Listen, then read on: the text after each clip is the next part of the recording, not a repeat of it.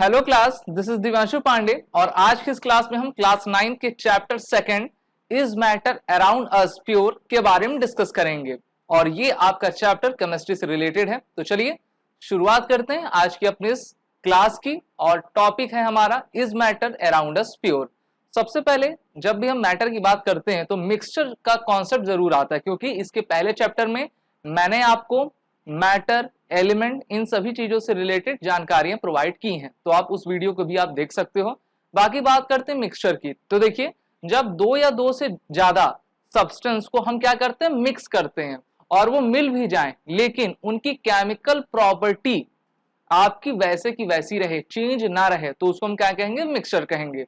और आपके एग्जाम में जब इसका डिफिनेशन लिखने को आए तो आप इस डिफिनेशन को लिख सकते हो। In chemistry when to or more substance mix with each other without participating in a chemical change, the resulting substance is called a mixture। सबसे इंपॉर्टेंट इसमें पॉइंट आपका क्या है, without participating in a chemical change, यानी कि आपको जितना मन हो उतना आप सब्सटेंस मिला लीजिए, ओके, वो मिल भी जाए, आपको ऐसा लगे कि हाँ वो मिले हुए हैं, लेकिन उनकी केमिकल प्रॉपर्टी चेंज नहीं होनी चाहिए। ये तो मिक्सचर का सबसे मेन कॉन्सेप्ट है। एग्जाम्पल हम देख लेते हैं। मान लीजिए आपके पास कैंडीज हैं, yellow candy, red, green, orange, okay, तो ये क्या है, सेपरेट हैं, अभी अभी अलग अलग हैं। अब आपने क्या किया, इसको मिक्स कर दिया, एक साथ मिला लिया। तो जब एक साथ आपने इसको मिक्स किया है तो उस फिनोमिना को हम क्या कहेंगे, मिक्सचर कहेंगे। मेरे ख्याल से आप सभी को क्लियर हो गया होगा। अब कुछ जनरल प्रॉपर्टीज हम देख लेते हैं मिक्सचर की होती क्या है। तो देखिए जैसा मैंने बताया आपको, मिक्सचर आपके सब्सटेंस ऐसे होते हैं जो कि उनको हम एक साथ मिलाने से बनता है। The components of a mixture keep their original property, यानी कि अगर हम उनको फिर से, मान लो ये मिक्सचर है, ये फ्रूट्स का एग्जांपल आप देख पा रहे हो, अगर हम इसको फिर से अलग अलग करें तो बनाना, आपका एप्पल, पाइनएप्पल सब डिफरेंशिएट हो जाए। सबसे पहली प्रॉपर्टी ये होनी चाहिए। The second one is the separation of components can be easily done, आसानी से हो जाए, बिल्कुल। जैसे मान लो आपके पास अ ग्लास ऑफ वाटर है, ओके, और उसमें आपने क्या किया है, सैंड डाल दिया। क्या डाल दिया आपने, सैंड। तो सैंड को तो आप आसानी से निकाल सकते हो ना। तो दूसरी प्रॉपर्टी ये कहती है, यानी कि जो सेपरेशन का प्रोसेस हो वो इजीली आपका डन हो जाए। The third one is the proportion of the component is variable, variable हो, यानी कि आपका अलग अलग हो सकता है कि सोल्यूट ज्यादा हो, सॉल्वेंट कम हो ना, वाइस वर्सा। तो इस प्रकार से आपको मिक्सचर को आप डिफाइन कर सकते हैं। कुछ एग्जांपल्स देख लेते हैं कि मिक्सचर के अगर हमसे एग्जाम्पल पूछा जाए तो हम क्या बता पाए। साथ ही साथ जब आपके एग्जाम में कोई भी क्वेश्चन आए, या फिर यूनिट टेस्ट में आए, हाफ ईयरली, या फिर आपके ईयरली एग्जाम में आए, तो सबसे पहले आपको उस क्वेश्चन की डिफिनीशन लिखनी, यानी कि you have to firstly define the question first and then write the appropriate examples, क्योंकि अगर आप एग्जाम्पल लिख लेते तो आपको फुल मार्क्स मिलते हैं, एग्जामिनर भी आपसे खुश हो जाता है। तो देखिए सबसे अच्छा एग्जाम्पल क्रूड ऑयल का है, ये आपका ऑर्गेनिक कंपाउंड्स का एक मिक्सचर है, ठीक है। दूसरा आपका सी वाटर, अगर आप समुद्र में जाते हो तो पानी तो है ही है, उसमें सॉल्ट है, वाटर है और तमाम सारी चीजें हैं जो कि मिक्स हैं ना, हीरे मोती भी वहां पे रहते हैं। आपका अगला है एयर। तो देखिए air is a mixture of various gases like oxygen, nitrogen, CO2, N2, argon, neon ना, तो ये सभी एयर में मिक्सचर रहते हैं, तो जिसको हम आसानी से सेपरेट भी कर सकते हैं। लेकिन अगर आपने देखा होगा ऑक्सीजन आपकी नाइट्रोजन के साथ उसमें मिल नहीं जाती है, दोनों का आपका सेपरेट क्या रहता है, प्रोपोर्शन रहता है, और वो वेरिएबल रहते हैं। Ink a mixture of colour dice.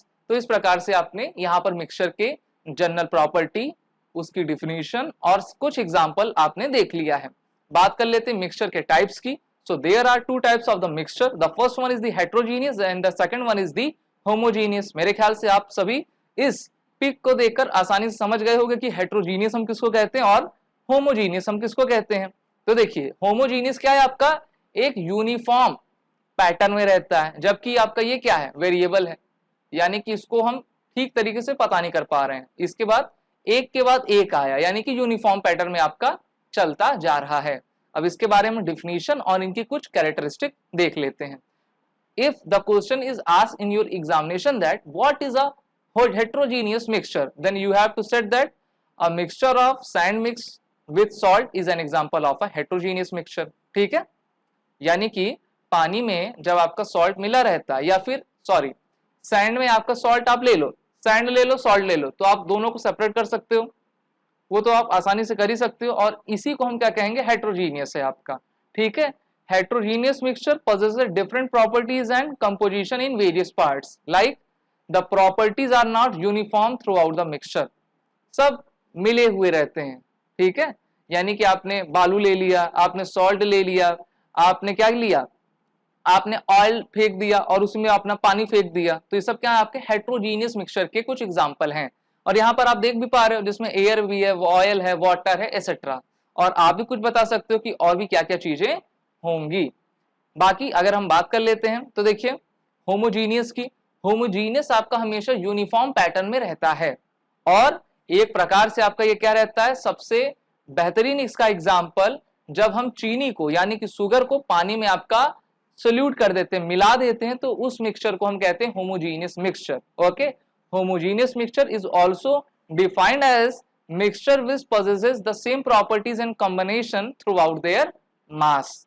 देखिए यहाँ पे आपका वाटर है, यहाँ पर आपका शुगर है, तो शुगर सोल्यूशन आपका बन गया ना और मिल गया आसानी से, तो इसको हम क्या कहेंगे, होमोजीनियस मिक्सचर कहेंगे। जैसे कि एलॉय, एलॉय सबसे अच्छा एग्जांपल है, उसको अभी मैं आगे आपको चल के डिस्कस करूंगा। कैरेक्टरिस्टिक मिक्सचर की क्या क्या होती हैं, तो देखिए there is no chemical force acting between the two or more substance that are mixed, कोई भी केमिकल फोर्स आप नहीं लगाओगे, पहला। दूसरा, they can either be heterogeneous या होमोजीनियस, बिल्कुल। The proportion of the substance vary in indefinite manner, आप जिस भी मैनर में सब्सटेंस की अमाउंट दोगे उसी मैनर में वो रहेंगे।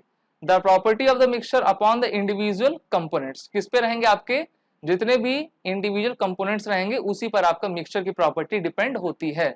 इसके अलावा आप आसानी से मिक्सचर के सब्सटेंस को सेपरेट कर सकते हो, ये काफी अच्छी प्रॉपर्टी उसकी रहती है। The boiling point and the melting point of the mixture depend upon the characteristic of the constituents. अब मान लो आप वाटर में शुगर को क्या करना चाहते हो, उसको डिसॉल्व करना चाहते हो, तो आप नॉर्मल टेम्परेचर भी कर सकते हो, लेकिन आप चाहते हो हम जल्दी कर लें, तो हम क्या करते हैं, चाय बनाते हैं, 100 पे बॉइलिंग पॉइंट ले जाते हैं वाटर का, तो उसमें आसानी से आपका वो सोल्यूबल हो जाता है। अब क्वेश्चन आता है कि व्हाट इज अ सॉल्यूशन, तो देखिए a solution is a type of a homogeneous mixture of one or more solute dissolved in a solvent. अब क्वेश्चन ये है कि सॉल्वेंट क्या होता है और सोल्यूट क्या होता है, तो यहां से आप देख पा रहे हो solvent a substance in which a solute dissolve, solute आपका क्या हो गया, मान लीजिए शुगर हो गया, सबसे अच्छा एग्जांपल मैं ले लेता हूं शुगर का, और ये सॉल्वेंट क्या हो गया आपका, वाटर हो गया, यहां पर मैं लिख देता हूं वाटर, यहां से आप समझ गए होंगे। तो सबसे ज्यादा जो आपकी क्वांटिटी किसकी रहनी चाहिए, सॉल्वेंट की, तभी तो वो आपके सोल्यूट को डिसॉल्व कर पाएगा, क्या कर पाएगा, डिसॉल्व कर पाएगा, और फिर आप नींबू पानी का शरबत आसानी से पी सकोगे।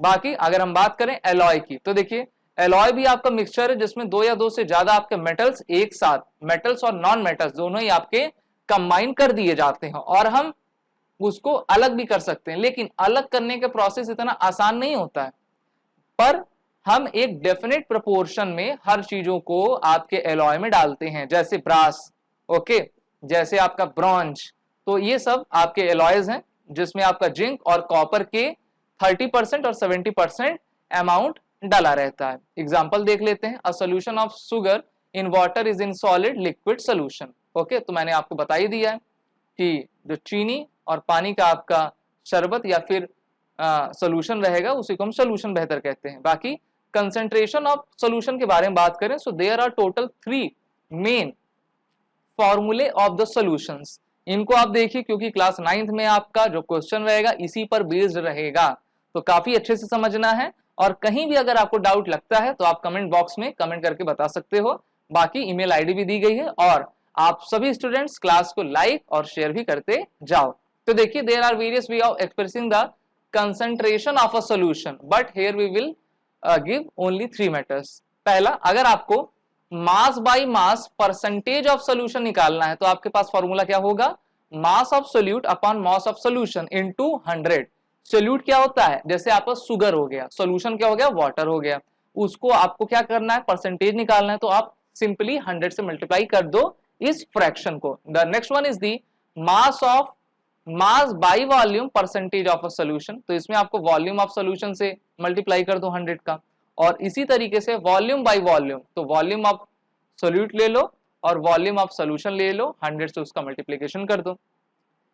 आपने यहाँ पर फॉर्मूले तो देख लिए, अब चलिए एक क्वेश्चन को हम सॉल्व भी कर लेते हैं और ये भी देखते हैं कि इस क्वेश्चन में इन तीन में से कौन सा फॉर्मूला सबसे फिट बैठेगा। So the first question of this class is a solution contains 40 gram of common salt in 320 gram of water.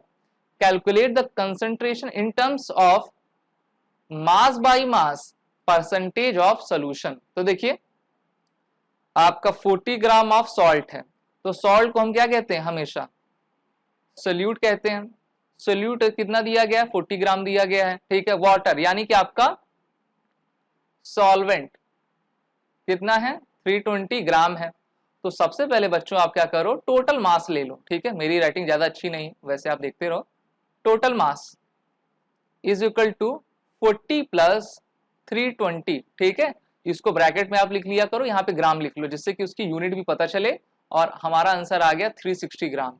अभी मैंने आपसे पूछा था कि कौन सा इसमें फॉर्मूला सबसे बेस्ट अप्लाई होगा, तो देखिए फॉर्मूला नंबर फर्स्ट, क्योंकि हमें मास बाई मास परसेंटेज निकालना है और यही क्वेश्चन पूछा गया, तो मास of solute upon mass of solution, तो आसानी से आप क्या कर लो, मास ऑफ सोल्यूट, सोल्यूट कितना है 40 ग्राम का है, ठीक है, और मास ऑफ सोल्यूशन कितना है 360 ग्राम है, 320 ना कर देना, क्योंकि जब सोल्यूशन में आप मान लो शुगर और पानी दोनों मिलाओगे तो उसका मास तो ज्यादा हो जाएगा ना, तो टोटल मास को हमको लेना है हमेशा 360 इंटू 100, क्या आएगा 0 से 0, आपका 4 से काटा हमने ये, तो आएगा आपका 11.1%, ठीक है। तो ये आपका परसेंटेज आ गया, काफी आसान था, इसी तरीके से आपको अपने एग्जाम में करना पड़ेगा। नेक्स्ट क्वेश्चन आपका इसमें है, क्वेश्चन देखते हैं। क्वेश्चन आपसे पूछा गया है कि व्हाट इज अ सस्पेंशन, ठीक है। तो देखिए जो सस्पेंशन होते हैं आपके हेट्रोजीनियस मिक्सचर कहलाते हैं, ठीक है। जैसे आप यहाँ पे सॉल्यूशन देख पा रहे हो, यहाँ पे कोलाइड देख पा रहे हो। कोलाइड क्या है, बड़े ही आपके स्मॉल पार्टिकल्स, स्मॉल आपके सब्सटेंस हैं, जिनको आप देख तो सकते हो लेकिन थोड़ी मुश्किल होगी। लेकिन सस्पेंशन वो होते हैं in which the solute particle do not dissolve but remain suspended throughout the bulk of the medium, ठीक है। यानी कि उसमें डिसॉल्व नहीं होंगे किसी भी तरीके से, और नेक्ड आई, नंगी आंखों से आप आसानी से उसको देख सकोगे। प्रॉपर्टीज देख लेते हैं क्योंकि एग्जाम में आपकी आती है। पहला, suspension is the heterogeneous mixture. अभी मैंने आपको बताया था ना what is the difference between heterogeneous and homogeneous. Hetero का मतलब जिसमें आपके जो पार्टिकल्स हैं, सब्सटेंस हैं, जिसको हम सोल्यूट कहते हैं, वो डिसॉल्व ना हो, और इसी का उल्टा क्या है, होमोजीनियस है। और इसको हम आसानी से नेक्ड आई से आपका देख सकते हैं। The particles of suspension scatter beam light of passing through it make it path visible. यानी कि अगर आप क्या करो, उसमें आप टॉर्च मारो, ठीक है, तो आप उसको देख पाओगे। अब आता है बात कोलाइडल सोल्यूशन की। पहला सोल्यूशन, दूसरा कोलाइडल सोल्यूशन, तीसरा आपका क्या है, अभी हमने सस्पेंशन देखा। तो इसमें आपके काफी स्मॉल पार्टिकल्स होते हैं और ये भी आपका मिक्सचर होता है जो कि आपके डिस्पर्स होता है हमारे इनसोल्यूबल पार्टिकल्स में, ठीक है। ये पूरी तरीके से आपका डिसॉल्व नहीं होता है। Colloidal solution refers to overall mixture, overall mixture को हम कहते हैं। तो देखिए मान लो आपने क्या किया, यहां पर आपने रखा हुआ है एक ग्लास ऑफ वाटर, इसमें मान लो यहाँ पे कुछ है, तो जब आप लाइट मारोगे तो आपको क्या दिखने लगेगा, उसके पार्टिकल्स दिखने लगेंगे, और इसी इफेक्ट को हम क्या कहते हैं, टिंडल इफेक्ट कहते हैं बच्चों। Scattering of beam of light के इवेंट को टिंडल इफेक्ट कहा जाता है। और अगर मैं आपको ऐसी गिलास दे दूं तो आपको कह रहे सब तो सेम है, लेकिन जब आप उसमें लाइट टॉर्च डालोगे तो आपको पता चलेगा। लेकिन आपको जो ग्लास होना चाहिए ना, जो आपका हम कह सकते हैं कि गिलास होनी चाहिए, वो हमेशा आपके शीशे की होनी चाहिए, तभी आप देख पाओगे। प्रॉपर्टीज क्या है, colloid it is a heterogeneous mixture, क्योंकि डिसॉल्व तो होते नहीं है, ठीक है। Colloid are a big enough to scatter a beam of light, तो बीम ऑफ लाइट को क्या कर देंगे, स्कैटर कर देंगे, यानी कि उसको बांट देंगे, जिससे कि आप उन पार्टिकल्स को आसानी से देख सकोगे। They do not settle down when left undisturbed, that is colloid is a quite stable, ठीक है। स्टेबल रहता है वो, थोड़ा आप डिस्टर्ब करोगे तब वो हिलेगा, लेकिन फिर वो अपने स्टेट में यानी कि स्टेबिलिटी की स्टेट में आ जाएगा। कॉमन एग्जांपल्स आप कोलाइड्स देख लेते, देखिए disperse phase, dispensing medium, type, और एग्जांपल लिक्विड, गैस, एरोसोल। तो फॉग, क्लाउड, मिस्ट इसके एग्जाम्पल हैं। सॉलिड में देख लेते हैं गैस और एरोसोल में, तो यहाँ पर आप स्मोक, ऑटोमोबाइल, एग्जॉस्ट ये देख पा रहे हो। तो इस प्रकार से आप एग्जाम्पल्स भी आपको देखने को मिलता है। और काफी क्वेश्चन 2 मार्क्स या 4 मार्क्स में आपसे पूछे जाते हैं कि what is the difference between mixture and compounds. तो देखिए काफी इजी है। एलिमेंट्स और compound just mix together to form a mixture and no new compound is form. Mixture में ये होता है, मिक्स तो हो जाएंगे लेकिन उसमें कोई केमिकल चेंज नहीं होगा, और जब केमिकल चेंज नहीं होगा तो कोई नई चीज बिल्कुल नहीं बनेगी। जबकि कंपाउंड क्या होता है, elements react to form new compounds. Example जैसे आपका हमने हाइड्रोजन के 2 एटम्स ले लिए यानी कि मॉलिक्यूल्स हो गया, और ये आपका ऑक्सीजन का 1 ले लिया, तो ये क्या बन जाएंगे, ये तो पानी बन गए ना। गैस से सीधा आपके वाटर के फॉर्मेशन में आ गए, तो इसको कंपाउंड कहेंगे। A mixture has a variable composition, जबकि इनका एक फिक्स्ड आपका कंसंट्रेशन या फिर हम कह सकते हैं प्रोपोर्शन होता है। अब आप इसमें ये नहीं कह सकते कि सर H3 ले लीजिए, ऐसा नहीं, ठीक है, क्योंकि इसमें हम वैलेंसी भी देखते हैं, साथ ही साथ इलेक्ट्रॉनिक कॉन्फ़िगरेशन भी देखते हैं, तब उसके बाद हम किसी भी केमिकल रिएक्शन को किया करते हैं। तीसरा आपका a mixture shows the properties of the constituent substance whereas the new substance has totally different properties. अगला the constituent can be separated fairly easily by physical matters, लेकिन इसको जो है आप जल्दी सेपरेट नहीं कर पाओगे, वो भी आपको कौन सा मेथड यूज करना पड़ेगा, इलेक्ट्रोकेमिकल रिएक्शन का मेथड यूज करना पड़ता है। और यहां से आप देख पा रहे हो मैटर्स को हमने 2 पार्ट्स में डिवाइड किया है, प्योर सब्सटेंस और आपका मिक्सचर में, ठीक है। प्योर में आपका एलिमेंट और कंपाउंड आता है। एलिमेंट क्या है, compound be can not be broken down to simpler substance, जैसे copper, oxygen, iron, hydrogen. Compound अभी मैंने आपको बता दिया है।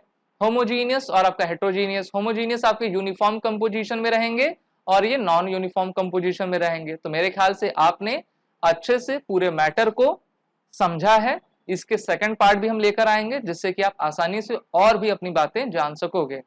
So best of luck and जय हिंद।